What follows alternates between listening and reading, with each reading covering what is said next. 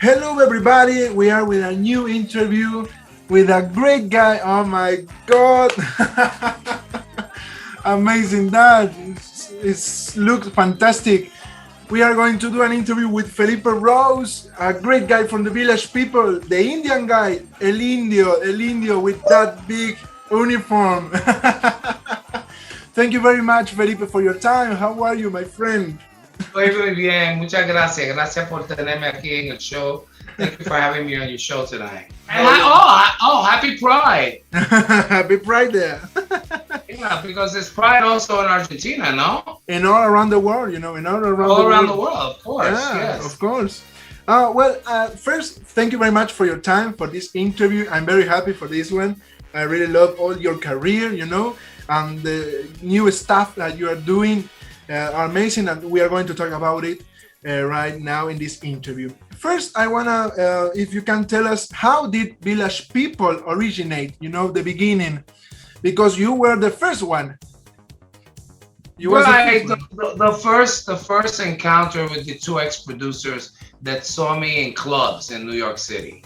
Y ya, dressed up in mi vestuario, dressed up in my native gear because that's Mhm. part of my father's heritage. So I figured that, why be a regular dancer in a club when I can be a native dancer in the club and then be half naked, young and beautiful. And they saw me at one club, and they saw me at another.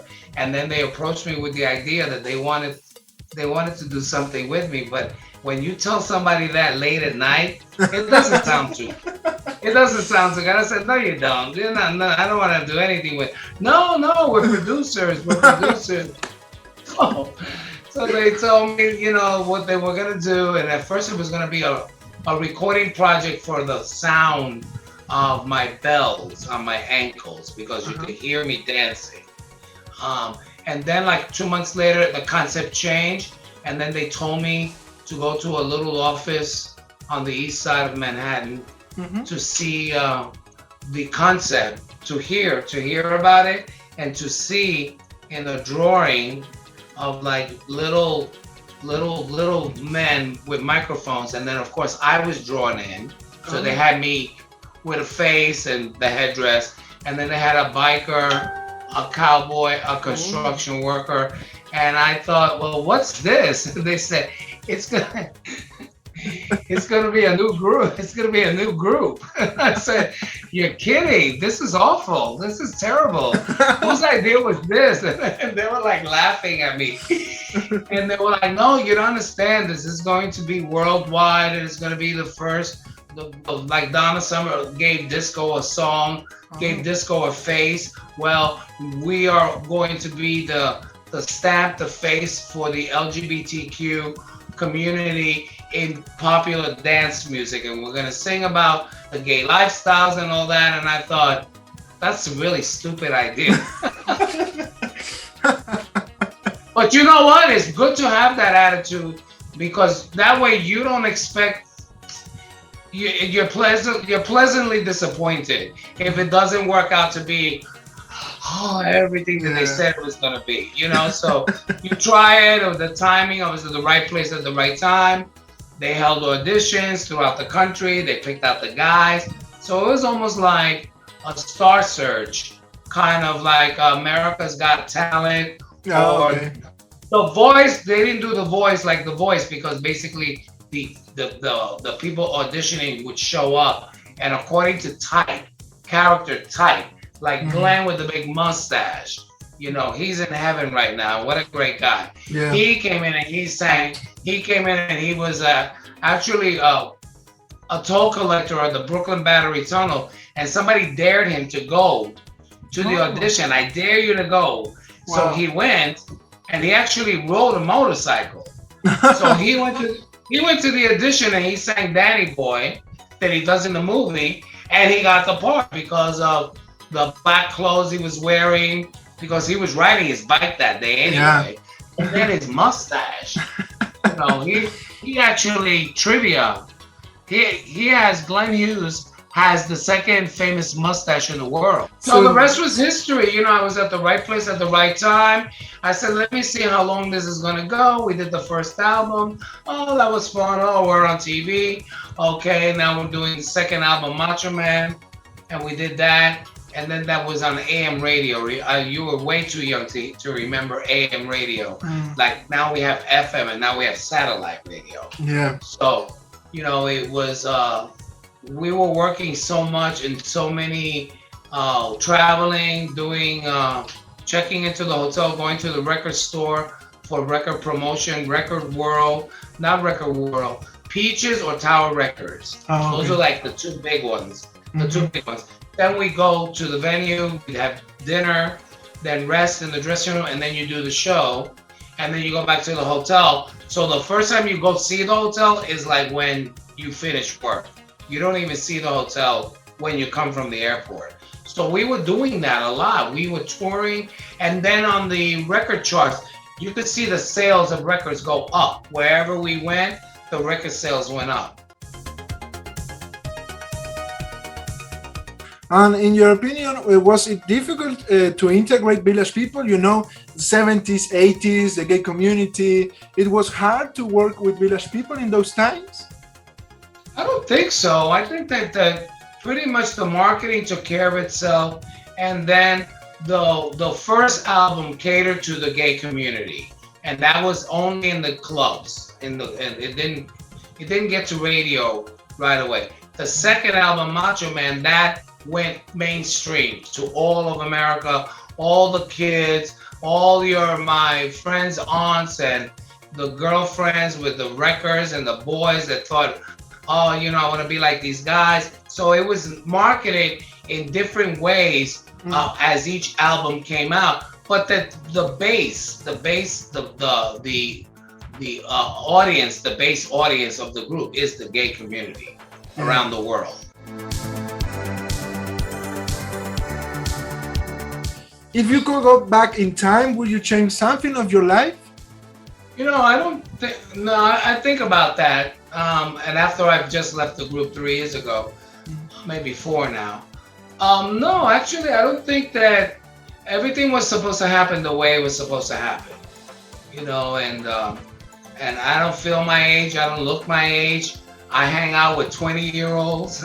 My producer on my dance single, Dance Again, he's 24 years old. I want to be with young minds working. I didn't want to put out dance music that if you heard it, you like thought, oh, poor thing. He's doing dance music like disco, but it sounds bad. No, we wanted to do dance music with like a disco edge to it. So this is like new disco. And for someone, after everything that I did, for someone to come like me to just come right back out of the reopening of many of the cities in the country, and some countries are still, dealing with COVID. Yeah. So the song, I think, is timely because it talks about what we didn't do. Lockdown, got a feeling like I'm fogged down. It means like we're locked up, we're locked down, and then in the chorus, oh, move with me, groove with me, let's all dance again. And so the message is that we're coming back to a new normal, but we have to remember what we didn't do. We didn't in 2020. We didn't dance. A lot of great music came out in 2020. Dua Lipa with Levitation, the Korean group, BK7 with Dynamite, Donna Summer remixes like crazy. Disco came back. I don't think disco really ever went away. You? Yeah, no, totally. Yeah, just that we are talking about current music. What is your opinion comparing to the 70s or 80s music? Well, all of the music from each decade, I love every bit of it. I have many different types of palettes. My musical palette's wide. I listen from everything to jazz, Latin, hip hop. So the music today, I find it that it's if you don't have auto tune on your song, the song sucks. Mm. You gotta slap a little auto tune in there, like my boy Posty Malone. Because I was watching an interview last year when he came out with Circles. Mm-hmm. Okay, Post Malone, that they asked him, so why is it that you sound so good? And he said, it's called auto tune. So I told my producer, I want a lot of that in my song.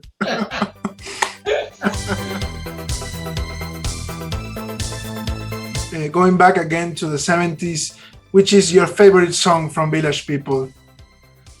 Well, there was, I love Go West. San Francisco, Hollywood, I love it. Macho Man, for the live show, it was tough. It was like, yeah.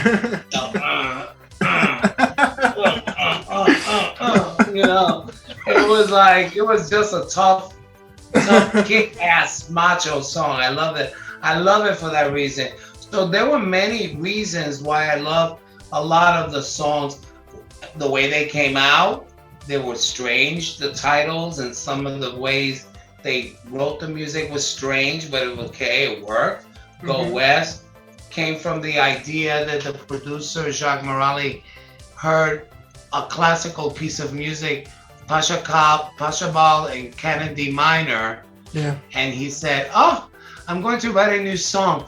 And he listened to the orchestration and he wrote Go West. Like, I don't know, go figure, And YMCA, he needed one more song because that was not the hit on the album.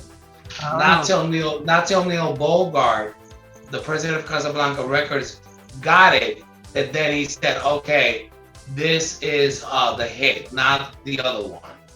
Well, I really love, for example, the video clip of In the Navy. It's amazing. You're there in that battleship, dancing with the soldiers there. I really love it, that one. In the Navy, that battleship was the USS Reasoner, and the Casablanca Records marketing department worked out a deal with the naval base to let us film a video on the ship. And then when they found out that it was the Village People, they painted the ship and hung new flags. And then they thought they were going to use it for recruitment purposes. But then when they saw the group as, there's some gay in there somewhere, they said, nah, we're not going to use it. Locked up with our feelings like why do you decide to do new music? Tell us about that. We were locked up in 2020. We couldn't go anywhere. And I was supposed to go after finishing a show on the Carnival Cruises leaving Miami to Key West to the Bahamas on February 10th of last year. And we returned to Miami on the 15th. So I had two shows late at night at 1 o'clock in the morning, which I like. The later the better for me. You guys are very late over there in Argentina. Yeah. Nothing's early, right? No, nothing. Nothing. And so when I finished that, I was supposed to come home, and I was supposed to go to the Studio 54 exhibit in Brooklyn at the Brooklyn Museum. And then it got closed. The city closed down. Everything stopped. So then, of course, while being home, I worked on a few projects and worked on my Disco Chronicles show, which is on my YouTube page. Felipe Rose Fan Club is the Disco Chronicles.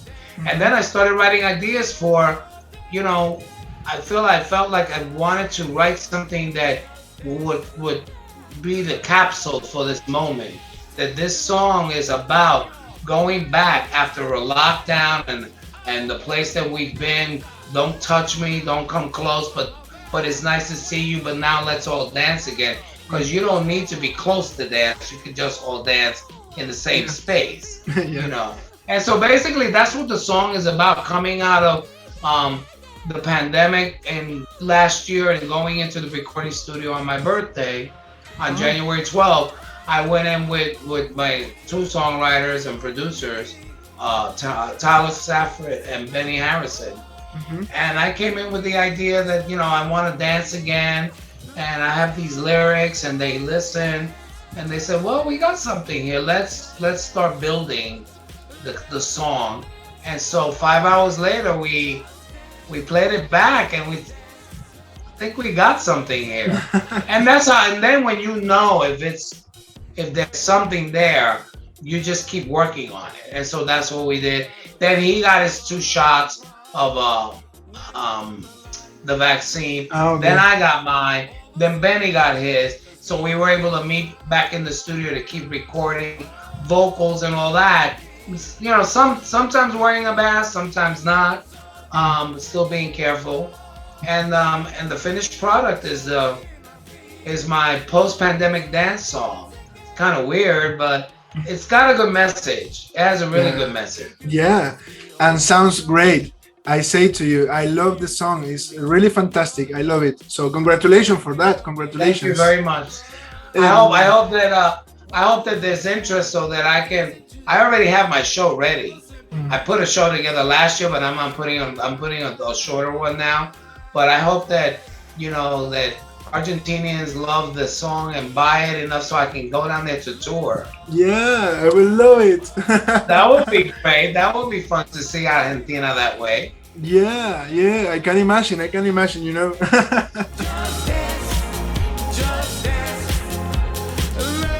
A message for all the fans from this Village People world, you know.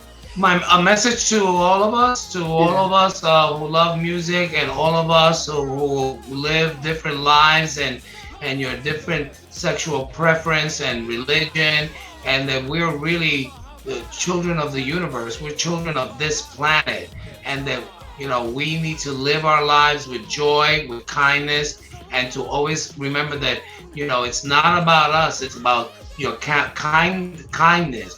Your random acts of kindness, the nice things that you do for someone else, because believe it or not, you actually can turn around and see it come right back to you, you know. And just that, you know, after this pandemic, I believe that maybe we can all look now through one lens, that we almost lost that shot, that hope that it could have turned horribly bad, and that the population of the earth could have been literally wiped out. Yeah. So, you know, that, but for the sake of for the credit to scientists with their vaccines and what have you, and, you know, just making sure that we stay focused in what our lives are about, to make our lives better every day, because nothing is guaranteed. Life is too short, my friend. Yeah, I know.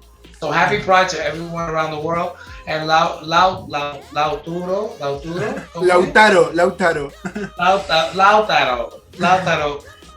Thank you for having me on the show. No. Muchas gracias. Y a todos tus fanáticos allá. Muchas gracias a vos. Thank you very much for your time. It was amazing. It was very funny. The people will love it. And good luck with the new songs in this year, with all your projects.